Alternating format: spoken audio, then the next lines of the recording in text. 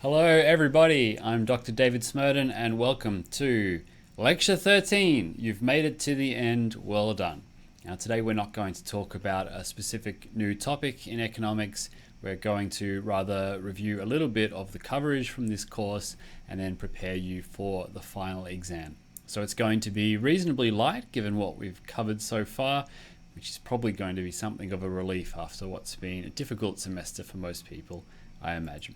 So that's what we'll look at today. First, before we get into this, just a little bit of an update on the Play Economics game and how the course has been going. Now, this has obviously been another challenge throughout this semester, but it looks like effort has paid off. And to some extent, that's really the point of most within semester assessment for almost all subjects at university. Really, it should be preparing you to apply concepts to a completely new environment that's nothing similar to what you might see in lectures or tutorials or the textbook, because essentially that's the skill that you need to be able to learn before you go into the workforce. You're not going to get standard sort of textbook problems. The other thing about Play Economics is that it requires work, and specifically in the early days of undergraduate study, the temptation for procrastination with all this new freedom can be quite hard to resist. This game really does require you to stay on top of things, and I'm glad to say that the vast majority of you have done that, and now you're reaping the rewards. You'll be in a good position going into the final exam. It wasn't always the case. We had a few hurdles to begin with, and there are some good lessons there that I can take away for future semesters. It took a while for a lot of students to get going, and even towards the end there were a fair number of students who just hadn't started the game. Well, I don't have a lot of things to say about that, but for those of you who did put in effort, you can see as the weeks went by, more and more of you started building up your happiness points within the game using different methods. Some of you really tried to involve in trade and focus on the market economy, applying those sort of lessons. Others of you focused more on your own production, setting up a sort of autarky network that would take longer to build up those happiness points, but would get you there in the end. And over the last couple of weeks, the percentage of students who've been scoring high and even up to the maximum of 40 that you could get for Play Economics has gone up and up. And to this point now, the vast majority of students who've chosen to start the game have scored the full 40 marks. So that's really nice to see. In fact, if I just look at those students who have started the game, here is the frequency of those who've scored the full 40. So about a third of the course have got the full 40, and most of the rest of the course have gotten above 30. Others of you decided the game wasn't really for you. You put in effort there, but you focused more of your energies into the academia questions. That was also a perfectly reasonable strategy, because those sort of multiple choice questions are going to be good practice for the final exam. And for those of you who haven't touched academia as much, now's your chance in the weeks leading up to the final exam to get that multiple choice sort of practice.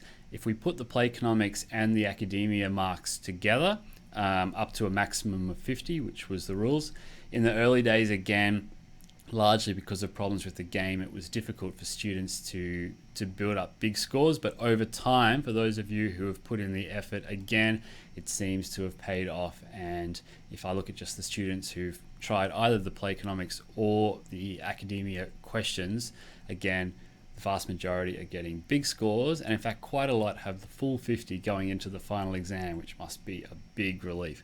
Most students are sort of around that 40 mark going into it.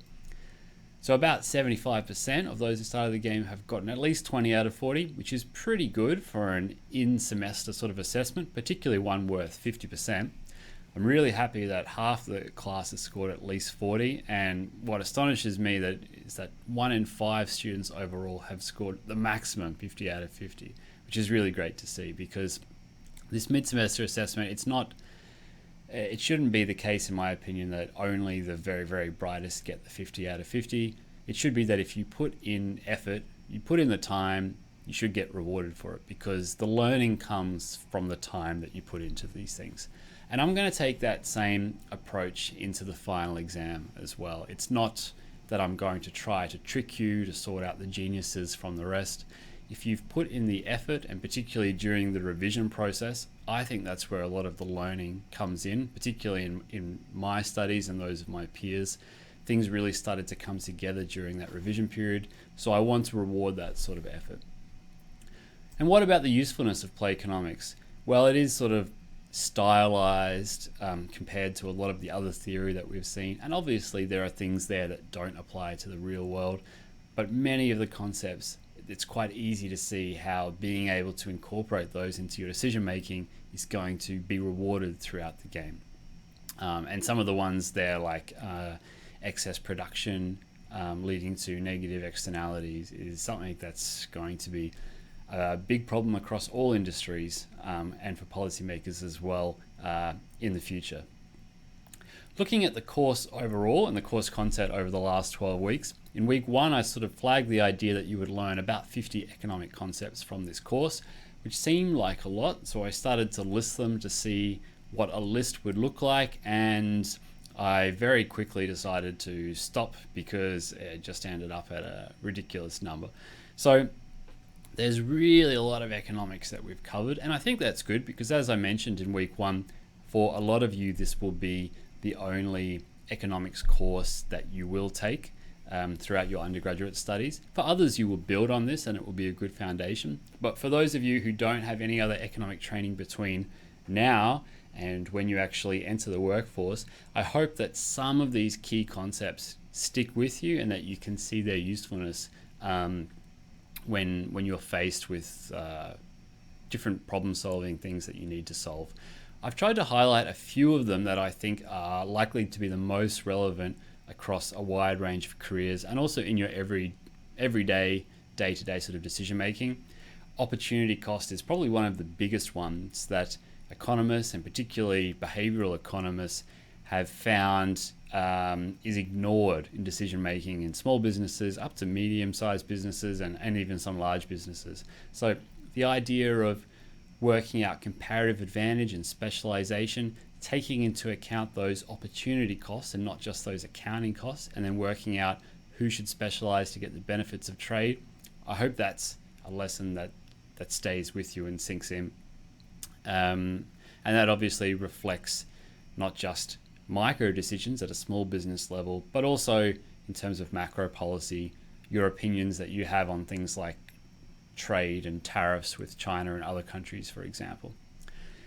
The other thing to mention here has got to do with marginal benefit analysis, this idea of thinking at the margin and taking into account marginal costs and benefits, and definitely not sunk costs in making your decisions. That's an important one to stick with you. I hope that you found interesting the lectures that talked about the relationship between particularly microeconomics and political science and political economics, and in particular your own personal orientations and values. I tried to present balanced arguments for both the left and the right side of the political compass. We spoke a lot about perfectly competitive markets in the early weeks and how this sort of efficiency through the mechanism of Adam Smith's invisible hand gave a lot of the backbone towards those on the economic right, saying that there shouldn't be government intervention into our markets. But then we went on in subsequent weeks to talk about when markets are not perfectly competitive and when those sort of market failures can actually justify government intervention. We saw those in the cases when firms had market power, such as monopolies, oligopolies, and so forth. We saw those in cases where not all costs were taken into account, such as externalities, or situations like public goods, or situations where there's differentiation as well. So I hope that these sort of considerations and arguments on both sides fed into your own values and hopefully help you to make an informed choice wherever you want your political leanings to lead. We spoke about game theory, one of my favorite topics, and I teach a whole graduate course on this. Unfortunately, we could only have 1 week about this because then we had to move on, of course, to macroeconomics. And I hope that this discussion, which many students find difficult, by the way, microeconomics makes a little bit more sense. Macroeconomics still, in a crash course like this, feels a bit opaque and tangential, but hopefully during this crazy period that we have now, when governments around the world are having to make big consequential decisions, you could find it a bit more interesting and find some sort of tangible link between the theories we're looking at and what you read in the news every day. Some of the key lessons to take away are to do with real values versus nominal values when you come to your own wage negotiations or your decisions about debt, for example. But then when it comes to things to do with macroeconomic factors, GDP, inflation, unemployment, and the business cycle, hopefully you could see how that relates to what's going on now when we find ourselves in a situation where our economy has to dramatically slow down. And when the government takes these big sort of decisions to do with stimulus and stuff like that, which puts us into debt, and to try to get a sense of your own opinions about whether or not this makes good political sense or bad political sense, and hopefully give you a few more tools to help you interpret when you read the newspaper about things that are going on in the world as well. And I've got a few other things going on here, particularly in the last couple of weeks, talking about what's been happening recently in Australia. It is a very interesting time, also a bit of a worrying time, but again, I hope that sort of at least made the course material more relevant. So there are different ways that you'll be able to apply the skills from this course in your day-to-day life as well as going forward. For example, we know that in the wake of COVID and these sort of lockdowns, new housing investment in Australia has stalled. Interest rates have been cut to close to zero. If you're a renter, you should be able to make some inference now from those sort of macroeconomic conditions until how that will affect you. You could do it just by drawing graphs, and our most common graph we've used, the supply and demand graph, is hopefully something that you can draw on the back of a napkin if you ever have one of these sort of questions in the future. So you could think, okay, so what do you think is going to happen now, given the current situation and the fact that interest rates are going really low? Well, you can expect supply of new housing to shift to the left. Demand is going to shift to the right because interest rates are so low, so borrowing is cheaper. So when you look at the housing market overall, you would expect housing prices in the future to go up. You can also think about this in terms of substitutes as well. So rent is obviously a substitute for buying a house. In that sense, if house prices are going to go up in the future, you might also expect your own rent to go up.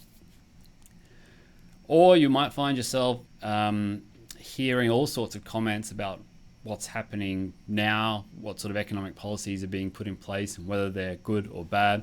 For instance, maybe one of your parents says, this job seeker, job keeper stimulus is just a waste of money. You and your generation are going to end up paying off this debt for your whole life. Well, from the last couple of weeks, we can actually see some sort of logic from the Keynesian school of thought for this sort of borrowing to stimulate the economy. And your retort could be, well, without this sort of stimulus, the recession is going to take much longer to end, which Keynes sort of spoke about. And a long recession leads to a damaging, sticky situation where resources are being wasted and not utilized, and employment can take a long time to get back. Not to mention the fact that workers have these skills that are sort of laying dormant and sort of depreciating a little bit as well. It's important to grow that aggregate demand now if you want to kickstart your economy, get us back on the right side of the business cycle. So that sort of stimulus makes sense. And what about this idea of massive debt?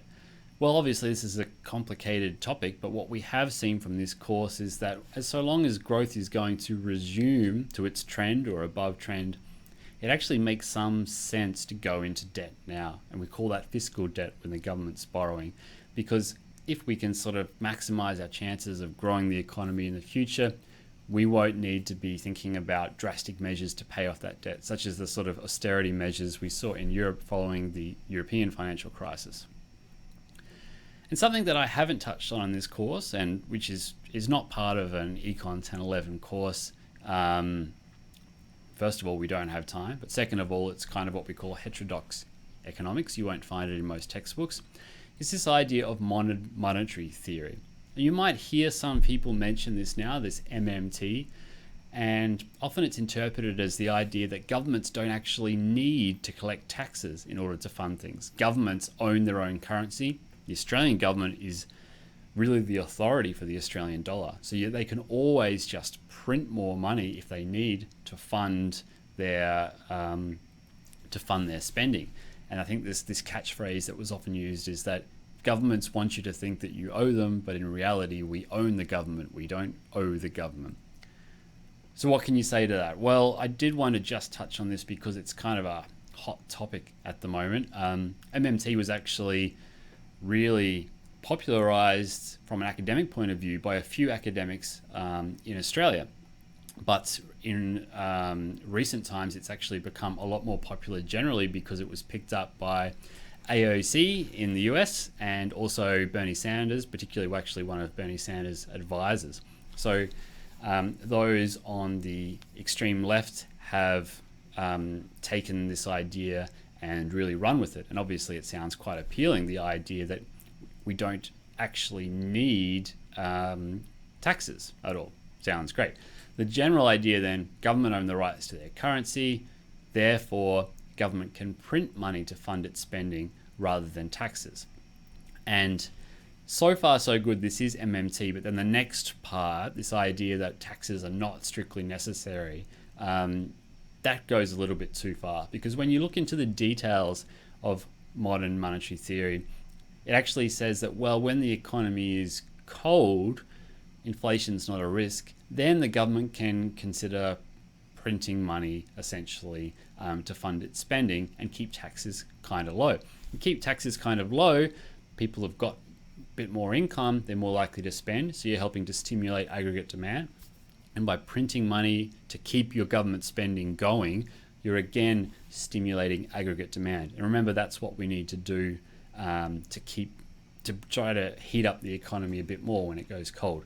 But when the economy gets quite hot on the other side of the business cycle, that's when inflation is a real risk, including runaway inflation.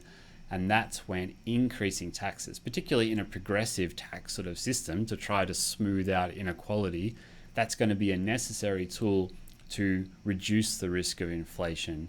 And MMT actually argues for that. So in many ways then, MMT, even though it sounds like a trendy new topic, fundamentally is not that much different from what we've seen so far in this sort of Keynesian school of thought of government stimulating the economy. It's actually called New Keynesian theory in macroeconomics. So how would you respond then? I don't know why I chose your grandmother for this hypothetical, but when she says this about MMT, or more likely someone from the Socialist Alternative Party says this to you, well, at least now you know enough to say in reply that MMT doesn't necessarily mean no taxes. It might mean low taxes now in the current state of the Australian economy, but higher taxation in the future. And it can be progressive taxation, which again is more on that sort of left side of politics. So in this sense, things are not too different. What if we took the extreme left side of politics view, where we took it to the extreme and decided to abolish all taxation? Well, you kind of have a sense now of where that might lead us. Things might be okay in the short term, but in the medium to long term, once the economy gets back in gear again, sure, you're not having to pay tax, but the prices in the shops and the bills you have to pay are going to be much, much higher because inflation is going to start to take off. And if it starts to run away, so-called runaway inflation, and leads to higher inflation, well, then your fiat currency, your Aussie banknotes, and you've got more of them because you haven't had to pay tax, they're not going to be worth too much. And you might have to start trading in eggs, as we saw in Venezuela, or gold, or urine samples. I don't know whether you want to mention that in your report or not. Okay, so that's just a very brief summary of the course content that we've seen. I just want to give you my ideal view of how you can take some of these concepts away with you if you never study economics again, so that this course has some use for you in your everyday life as well. But let's get to the more immediate concern about applying this course content, which is, of course, the final exam. Well, we're lucky in the sense that you've actually got a fair few weeks to study for this. The date that's been set for this is the 6th of July. Now, the Play Economics game comes due on the 20th of June. So for those of you who haven't got your full quota of marks from that or from academia, and you want to try to maximize your score going into the final exam, you've still got a few weeks where you might actually consider putting more of your revision energies into those two avenues, play economics and academia. I would especially recommend academia because you're getting those multiple choice questions that are directly from course content on which the final exam will also be based. So you're kind of doubling up your exam revision with earning these marks in the short term as well. It's going to be an online exam. There's an unfortunate typo. It's going to be on Blackboard under the main content item, final exam. You'll see that right up on the top left of your Blackboard window where it's got announcements. I'll show you how this works in a minute. It's going to be a 24-hour window to start your exam. So it starts at 8 a.m. on the 6th of July and finishes at 8 a.m. on the 7th of July. Once you start your exam, you've got 3 hours to finish it, and those 3 hours don't stop. You can't pause the exam. If your internet connection drops out, if anything like this happens, the time is going to keep going. And at the 3-hour mark, if you haven't already submitted your answers, it's going to submit your exam for you. So try to be smart about when you choose those 3 hours, whether you're a morning person, whether you're an evening person. Try to alert your housemates or your family that you're going to have an exam at this point, see what their schedules are so there's not a house party going on around you at the same time, those sort of things. Do what's best for you. It's going to be a 3-hour exam, like I said. In general, it shouldn't take you that long. Last time students finished much earlier than 2 hours. So you shouldn't have to worry too much about that, but do take into account that 30 minutes have been allowed there for technical issues were you to encounter them. It's an open book exam, of course, but collusion and communication is strictly forbidden. So please make sure that you don't do this in any way. But you know, course materials and Google is of course okay. There are 50 multiple choice questions that are randomly chosen from a pool. So every single student in this course will get a slightly different exam. But I've tried to randomly draw those questions in such a way that things are pretty fair. Almost all students will get roughly similar exam. It's going to be about 25 micro questions that come straight from course content or require straightforward calculations. There's nothing too tricky in there so long as you know where to look and you've already assimilated some of this course content. About 18 macro questions, again, same straightforward. And then 7 more challenging application questions. Again, my aim with this course is not to separate geniuses from the rest or something like this. I don't want to fail students. If you put in the effort, my theory is that you'll learn quite a lot throughout the revision process and you should be rewarded in your exam, so to speak. So if you've done the work, you've put in the effort, there's no question that you're going to pass this exam. To get better marks, you are going to need to be able to apply that course content into slightly more complicated and involved sort of settings. So there are going to be some calculation questions. But then I've got a couple of these challenging application questions at the end. There are 7 challenging questions. This is for a little bit of separation in the distribution for those who are really trying to aim for those 7s. They're perfectly doable. I've tried to design this 7 so that they are not Googleable. We'll see how well I succeed about this. And in particular, every student will get 2 questions that I'm fairly confident it's impossible to Google, where there is a more right answer than others. But it's really, again, that's really putting in a more of a small testing component in there with these 2 very challenging questions. Okay. The course content for the exams will be all the seminars and workshops and all of the Play Economics book. For most of you, if you want to focus just on the seminars and the workshops, that's the lecture and tutorial material, that will cover most of the stuff that you need. Some of the more challenging questions will require that you have read the textbook, but you can also decide it's worth you focusing your energies on the seminars and workshops if that's where you're still if you're okay with getting most of your concept from there. So what you could do, for instance, is just to focus on those book chapters for concepts that are not clear to you from my lectures or from the tutorial questions. You might decide just to look those ones up in Play Economics.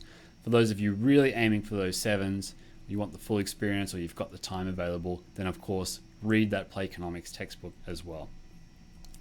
And practice and practice and practice. So there are previous exams on the library webpage. I've got a link to it there with a similar format and questions in terms of 50 multiple choice questions. Obviously the academia questions are a great resource because you can earn yourself extra marks now going into the exam. There are 121 longer revision questions in Play Economics that are not MCQs, but also very useful for revision, and of course cover that same content that we're looking at. And there's about 40 longer questions in the tutorials that you've already seen, hopefully. So in total, there are over 800 practice questions to keep you going. So what I want to do now is to just walk you through how the exam looks on screen. I'm sure most of you can handle it, particularly if you've done a Blackboard test before, but just to try to ensure that your stress levels are as low as possible when you enter the exam, let's have a quick look. Let me see if I can get this up. Okay, so we're at Blackboard, obviously. Now, there's something here that you won't see at the moment, which is this final exam in capital letters that I'm just sort of highlighting for you here on the left under the announcements. So when you click on that, it'll take you to a screen that has the final exam cover sheet. That'll be the first thing that you see with a lot of information on it. The information is all information that I'm giving you in advance and that you've got in this lecture. There's nothing surprising in there. There's a little bit more information about what to do if something goes wrong in the exam, about who to contact, so something about technical difficulties and things like this, and also your integrity pledge, which is that if you commence the exam, it's a tacit acknowledgement that you accept UQ's integrity statement and the consequences if you were to violate that, for example, by communicating with someone else while during the exam.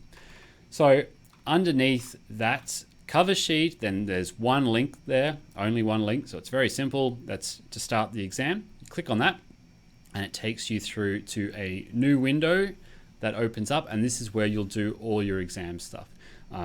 Just to remember again, and it's highlighted there in bold, if you have any connection issues, the time is going to keep going. Now, like I said, 30 minutes have been factored in by UQ into every exam this semester for these sort of online technical issues, so that you can get your connection going again, set up a hotspot if you need to, come back in and do your exam. However, this is usually a 2-hour exam, so you've actually got an extra 1-hour buffer for this exam, which is a lot of time. So don't worry too much about this. Things that are a little bit more useful are written down here, which is to say that one thing that obviously you're not going to be able to do is raise your hand and ask me if you've got a question about clarification or comprehension during the exam. So what you're going to have to do is answer it to the best of your ability, but you can, if you wish, send me an email afterwards with any sort of clarifying questions or assumptions that you had to make when answering a particular item, or just anything else that you would have liked to have said should you have been able to raise your hand in the exam. You can send that through to me. Now, by itself, it's probably not going to make a big difference if you've misinterpreted the question, but everyone else has interpreted it correctly. But if I get 20 emails about the same question with the same issue, then obviously I'm going to re-look at the marking for that sort of stuff. Now, if you come back to this window, you'll see the timer. I just got this going 8 minutes ago, so I just wanted to do that so that you can see how it looks, and the timer, you'll have to refresh this page every time to see what your new timer status is at. If you forget to submit your exam, it'll submit for you at the end of the 3 hours. Okay, so then once you get down to here, You can't see it on the screen, but there's a button that says continue. That's all it says. So you click that and the exam starts. Now when the exam starts, there's two things that you can see, both of which can be collapsed. One is the question completion status and the other is the test information. The test information just rehashes what you've already read before. You're probably sick of it by now, but I just put the things here that if you did get a panic about a particular item during the exam, once the time has started, I put down the things that you might want to read again, such as who to contact if there's a problem. But for the vast majority of you, I would advise to actually collapse this part. So the little chevrons, the little arrows next to test information, click on those, and that will collapse test information. Makes your screen look a lot nicer. You've also got this very useful thing that you'll actually see already collapsed, and you can open it up like this to see the question completion status. Now this is kind of important because you'll be going through one question at a time. You won't see all 50 on the screen at once. Now you might think that that's a bit annoying, but actually I think this is a better way to do it. You can go back to any question if you have a problem with it, but most importantly, you've always got this question completion status thing here, and I advise you to use it because it tells you exactly what questions you've done and what questions you haven't done yet, and with a quick click on whichever question you can go straight to it. So that's super helpful. So I think this is the best way to do it. And then down below, if I can scroll down, so I'll collapse the question completion status. You can see the start of the first question. So I'm up to question 3, which is about the production possibility curve. Just below it is the rest of the question, as well as the 4 options to choose from. So you choose your options. I'm going to choose one which hopefully you can't see on the screen. And then I'll click on the save answer button so you can see that's gone to saved, and I can click ahead to the next question. So that's how it looks. Pretty straightforward, not too difficult actually. And like I said, I think this interactive way of doing the multiple choice questions is actually better than the pen and paper way that you would have otherwise had to do before. Okay, let's get back to some tips about doing the exam. Now, I've said it twice already, but I'll say it a third time. I think that most of the learning, most of the sinking in of the course content happens during the revision period. And that's why I want to give you guys the opportunity to work together for your revision. Now, many of you will know, because you've asked me, that I and the tutors will not answer your academia questions for you. That's part of your assessment. We won't do it for you. Likewise, we're not going to give you the answer to multiple choice questions from the past exams for this course. However, I have opened up a special item on the Blackboard discussion board in a new forum thread that's called Academia and Past Exam Questions. And I am totally okay with you asking each other, publicly posting your questions about specific exam or academia questions, and you're allowed to give specific answers to those as well. That's completely fine with me. So I advise you to post your questions there. I advise you to try to answer questions as well if you think you know the answer and somebody else has got a question about something from a past exam or academia. And even if you're not posting or answering, go there to check during your revision process. It might be nice for you to see what are the sort of questions that people are having trouble with, what are the sort of answers that are given there. Really try to harness the wisdom of the crowds, the wisdom of the 500 students who are doing this course. I want to go through a little bit of basic advice for a multiple choice exam. You've got a lot of time to do it. Even last time, most students actually walked out early of the original 2-hour exam.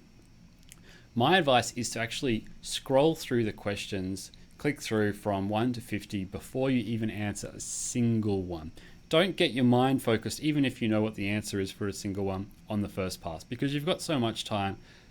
It's better just to get a sense of how hard it is for you, how hard you think it's going to be, where your strengths are. Try to work out where the difficult ones are already. Then what you would, if you've got your pen and paper with you when you're doing this, what I'd first do is go through and answer all the ones that you're 100% sure about. Just tick those ones off. Now normally, and I've copied the old advice here where I say you then cross those questions out from your questions booklet to make it a bit easier for you.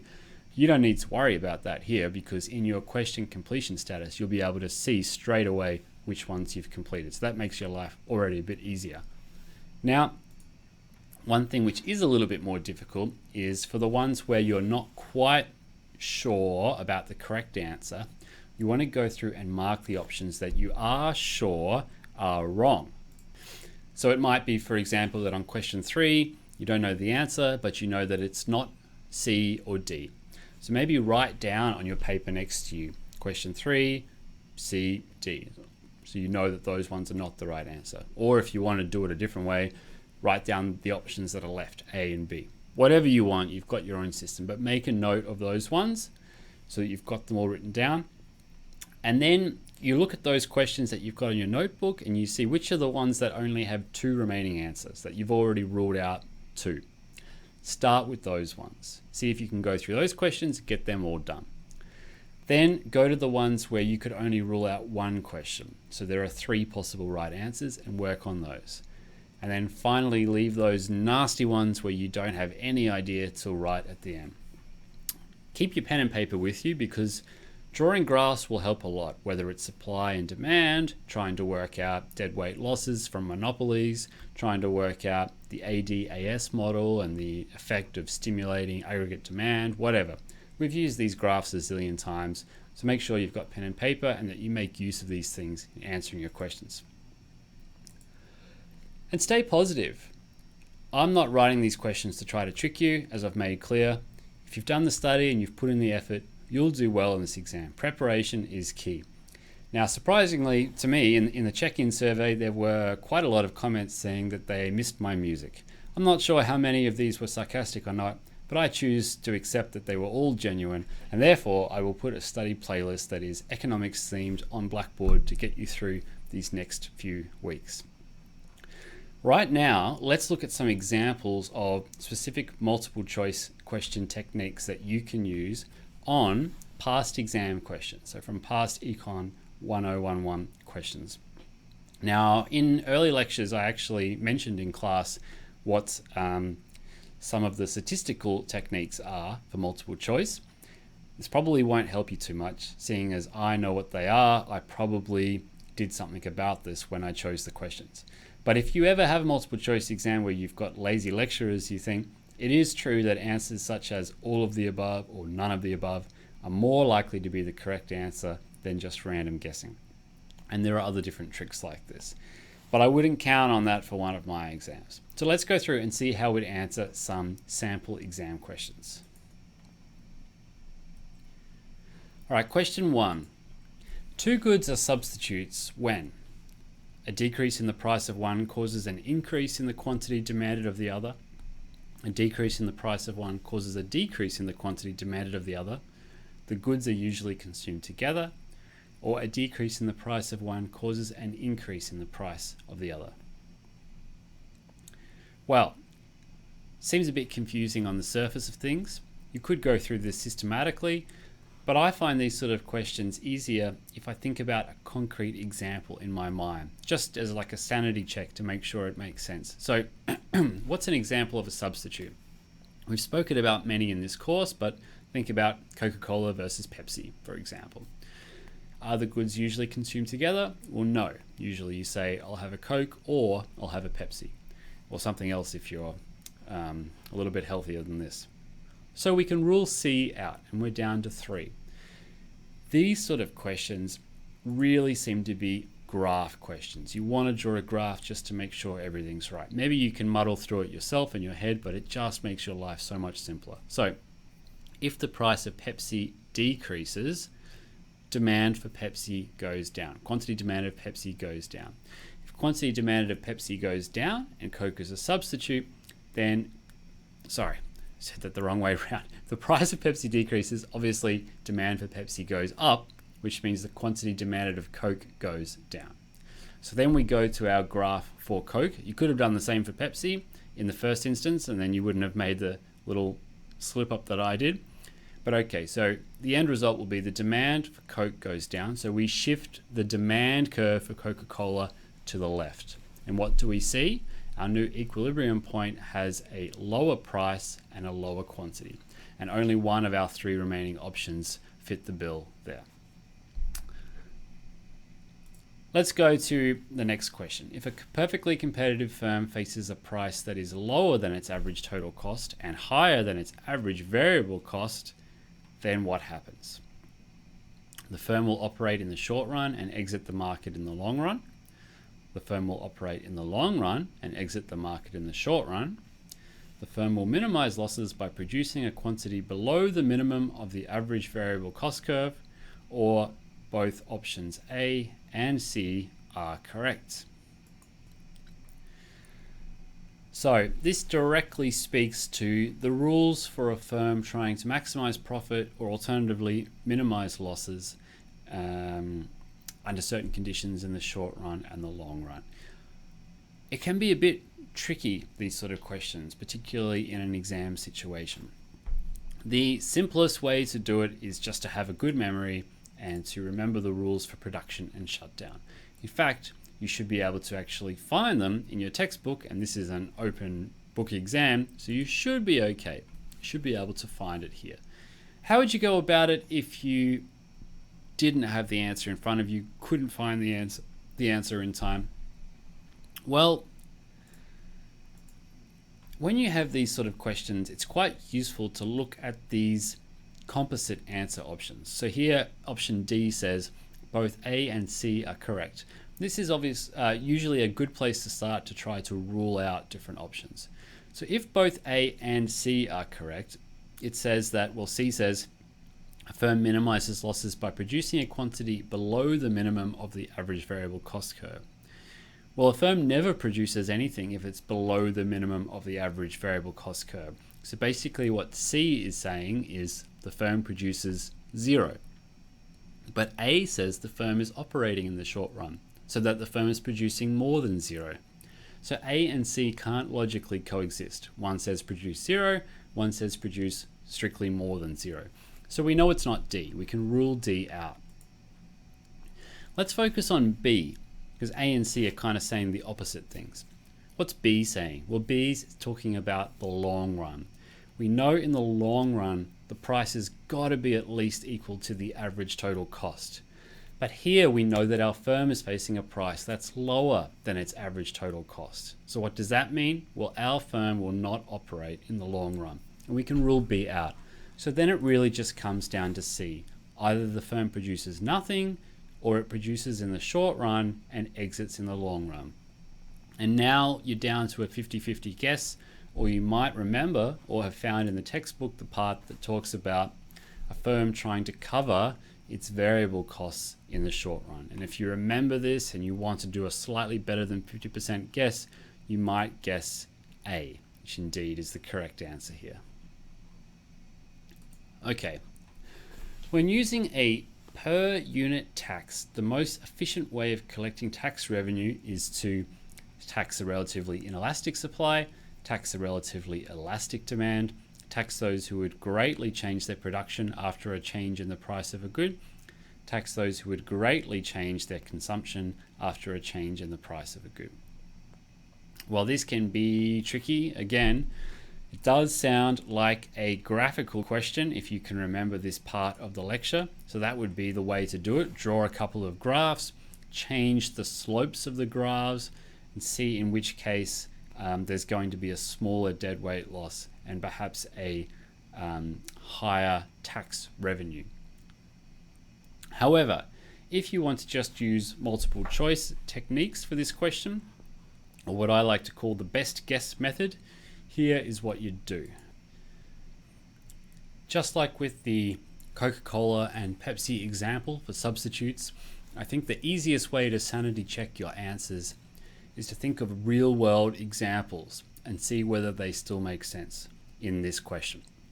So you might want to think of what are products that you know the government typically taxes, and hopefully also think of those products where you know something about their elasticity as well. Well, we mentioned a few in class. You might think of others, but for example, cigarettes, alcohol, petrol, In China, you've also got some forms of makeup, fireworks, so forth, jade. So what do these sort of products have in common? Well, demand is relatively inelastic. In the case of cigarettes or alcohol, they're kind of addictive. The price changes, you don't change your consumption too much. So that rules out B and D. So now you're down to A and C, and you can do a couple of things. You could draw graphs. That would probably help a lot to see for which levels of elasticity tax revenue is maximized.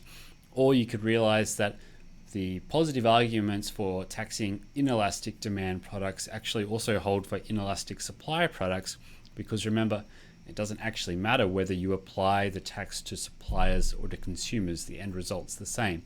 So then you might think that, well, A makes a bit more sense than C here, because C is talking about elastic supply and A is talking about inelastic supply. Or you just take a 50-50 guess, but you've done the best that you can to maximize your chances of getting it right. Okay, question 19, a tricky one, this one. In a market with a downward sloping demand curve, the market equilibrium price for a plane ticket is $100. The complete list of costs, including marginal external costs generated by each ticket, is $30 fuel, $30 maintenance, $20 salaries, and $20 airport fees, and a $10 pollution. Assuming that there are no external benefits, which of the following statements is correct? The free market is optimizing total surplus. Imposing a tax on the airline company could increase total surplus. Imposing a tax on the airline company could reduce the deadweight loss, or both B and C. Well, this feels like a question where A is not going to be right, because we sort of know that when pollution plays a role, we're in that externalities part of course content. When we've got externalities, typically speaking, the free market is not working. That's an example of a market failure. So A doesn't really feel right. Now we're down to three options, B, C, and D. If you recall that the definition of deadweight loss is actually what's missing from total surplus, then you might realize that B and C are saying the same thing.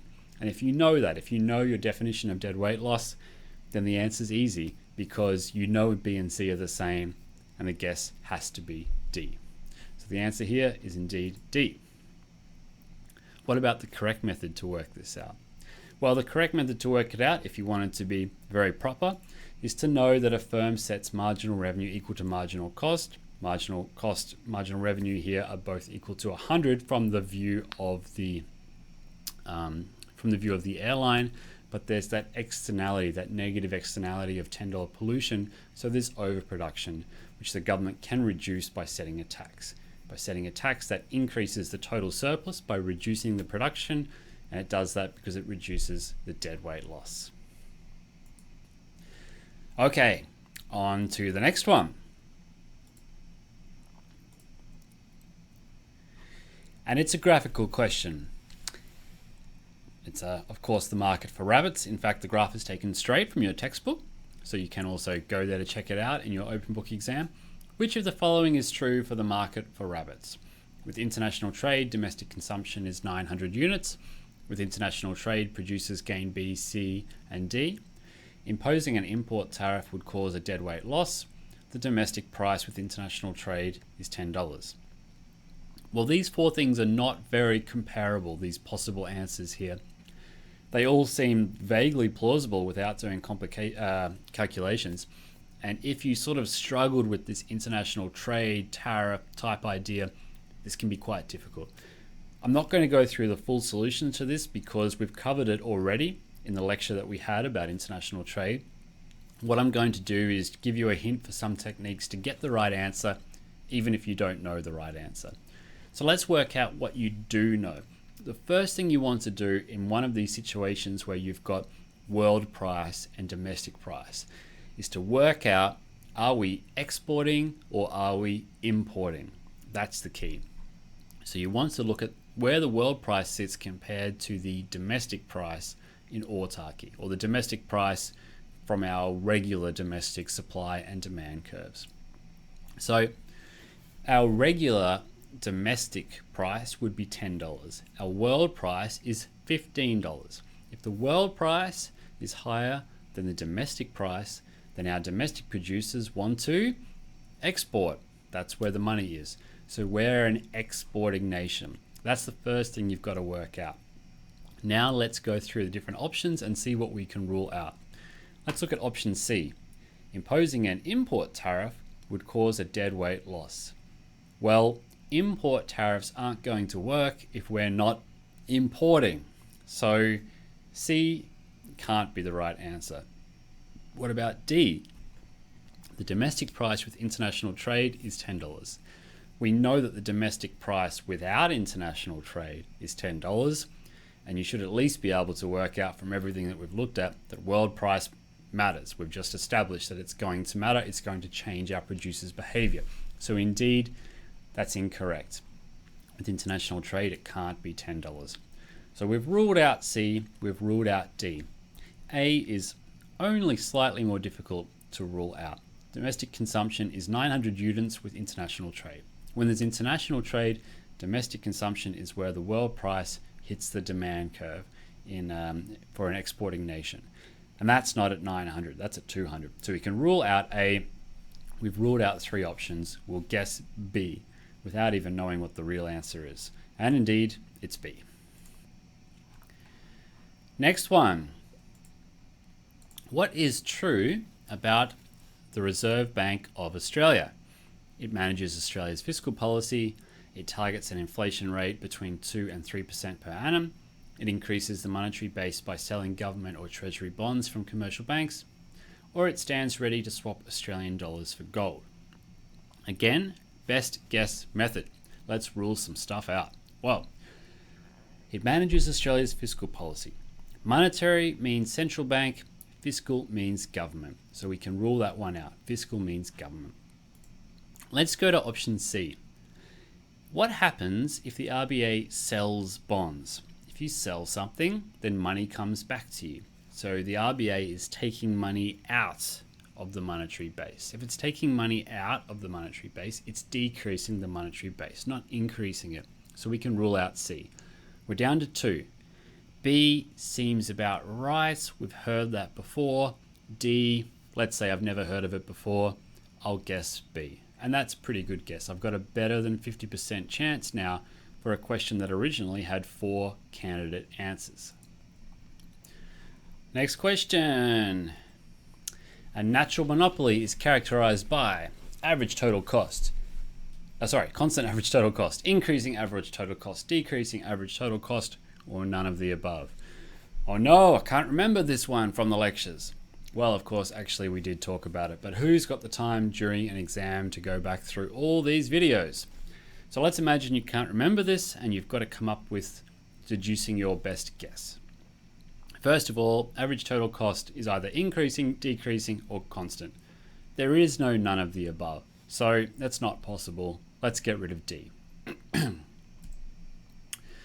What do we do now with 3 options? We try to think of a real world example. So what's a natural monopoly? Something where, naturally speaking, it doesn't make sense for another firm to enter. Large metro, for example. Let's think of the London Underground. The book uses electricity or water suppliers, but let's get something a bit more tangible. So what's average total cost? It's total cost divided by Q, quantity. And here quantity is 1 trip. So 1 more passenger jumps on for this trip. How does the average total cost change when we add 1 more passenger? Well, by almost nothing. It has millions of passengers all the time. So when you think about it like that, it seems like average total cost is decreasing. It's not changing by very much every time we add 1 more passenger. Our best guess is C. Okay. One that tricks up a lot of students is the topic of income versus substitution effects. It is tough to grasp this one. It's done it pretty well in the ebook. There's an online video in the ebook. There are also some pretty decent YouTube videos if you didn't like my explanation in the lecture. Of course, my lecture explanation was the best, but always try other things out, get a second opinion to convince yourselves that mine was actually the best. Okay, so when the price of an inferior good rises, all else equal, which of the following statements is true? The income and substitution effects both act to decrease the quantity demanded. The income and substitution effects both act to decrease the quantity demanded. First was increase, second was decrease. The income effect acts to decrease the quantity demanded, while the substitution effect acts to increase the quantity demanded.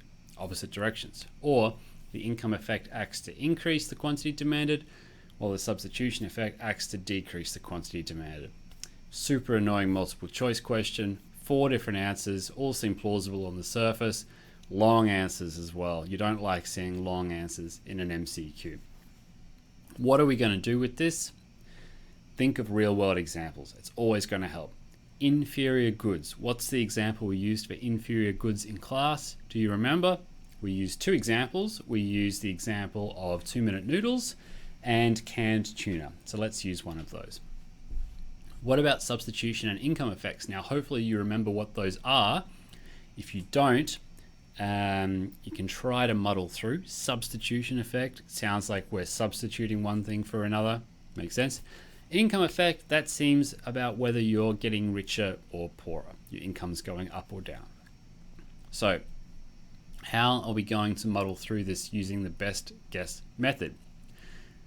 If the price of something goes up, we usually tend to switch towards cheaper goods. That seems to make sense. So no matter what sort of good it is, if the price of it goes up, we're likely to want to buy those cheaper alternatives. So we're probably substituting away from a good if it gets more expensive. Our best guess then is that the substitution effect means a decrease in the quantity demanded. That means we can already rule out A and C. We're down to B and D. And the difference between B and D is just what the income effect means. And the income effect, that depends on whether our good is inferior or normal. So we're down to B and D, 50% chance. Let's again try the best guess method. If the price of an inferior good rises, what's happened to whether we're rich or poor, which is what we thought the income effect was about. Price of a good that we buy goes up, we're poorer. When we're poorer, what do? We buy cheaper stuff. When we're poorer, we buy cheaper stuff. What do we think of tuna noodles and inferior goods? Yep, that's cheaper stuff. We'll buy more of that. So let's assume now that the income effect means an increase in the quantity demanded for our inferior good. And that leads us to guess answer D. All right, one more to go. A figure question again, refer to the figure. Suppose the economy is at point D. A temporary and unanticipated rise in labor productivity will shift what and move along what, meaning that the inflation rate is what and output is what in the short run. Now, for those of you who haven't enjoyed the macro component of this course, of which there will be a sizable minority, this question can look a bit daunting on the surface. We've got these 3 lines together on our graph: short run supply, long run supply, and aggregate demand. We know we've got inflation on one axis and real GDP on the other, and we know that all sorts of different things can make these lines move, as opposed to the slightly simpler cases from microeconomics. That can be quite daunting at first, but let's look at the answers and see whether we can eliminate answers, use the best guess method here. Well, we start with the economy at point D. What does option A mean? Well, option A says that we're going to shift AD1 to AD2 and move along SRAS1. And that's going to increase inflation and increase output. Well, if we shift from AD1 to AD2, no matter where we start from, it's going to decrease inflation and decrease output. So we can already rule out option A. Option A doesn't make sense because the different possibilities don't logically flow to each other. What about B? Well, B talks about moving from SRAS2 to SRAS1, but from point D, we're on SRAS1. It doesn't make sense to move from SRAS2 to SRAS1. We start from SRAS1, so we can rule out B. What about C? Now we get into the more difficult ones. C says a movement from LRAS to AD1, the long run aggregate supply curve. But temporary, we're talking about a temporary and unanticipated rise in labor productivity that doesn't seem to be something that would shift the long run supply. It seems to be a short run sort of shifter. So we'll rule out C. We're not totally sure, but we'll rule out C and we'll make our guess for D. And indeed, D is right, but notice we haven't even looked at D to be able to at least accept it as the right answer with the best guess method. Now let's see how we would solve this properly, by the way. So here's our graph again. We're talking about a movement that will move the SRAS curve from SRAS1 to SRAS2 with an increase in labor productivity. What's that going to do? Well, initially we move directly horizontally across, but when that happens, because it's now cheaper to produce goods all the time, those goods are going to have to drop in price. That's going to drop the overall price rate in our economy, which is going to put downward pressure on inflation. That downward pressure is going to bring back GDP a bit. So it's going to increase a lot at first, then the downward pressure on inflation is going to bring it back, and we're going to move horizontally to the right and then down and to the left along the SRAS2 curve. So even though that's the two-step movement that we take in the short run, the end result is we end up at point B. We started at point D. So the end result from this shift of the SRAS curve is actually movement down and to the right along the AD1 curve. That's the last practice exam question we're going to do. Give you a bit of a sense of how to apply these best guess techniques to multiple choice questions. Obviously now your task is to go through the content, get yourself ready so you don't need to guess most of the time, and practice, practice, practice. But a couple of final thoughts about what we've done in this course that is not related specifically to the exam. Like I said, this is probably going to be the only or one of the only economics courses that you take in your studies, and you've learned a lot. You've learned key economic principles and hopefully about what the field is all about. You've learned about microeconomics and how we can apply that to individual behavior and small businesses. You've got a sense about macroeconomics, what happens in our overall economy, GDP, inflation, monetary and fiscal policy. But this is not all there is to economics. There's a lot more. For example, our 1 week about game theory is an entire field to itself with whole courses at UQ devoted to it at both undergraduate and grad level. And in fact, the recent Nobel Prize for Economics went to 3 fantastic economists who work on a completely different field, largely development economics. They actually use scientific experimental techniques to run large-scale field experiments in developing countries that alleviate poverty, gender disparity, income inequality, health, and so forth. So there's a lot more to economics. You've had a bit of a taste so far, and I hope you've enjoyed the taste. And I hope I've managed to whet your appetite a little bit to do some further study into economics on your own. But for now, sit back and relax and pat yourself on the shoulder because you've got through 13 weeks in a tough semester of economics. I hope you've enjoyed it. I've been your lecturer, Dr. David Smerdon.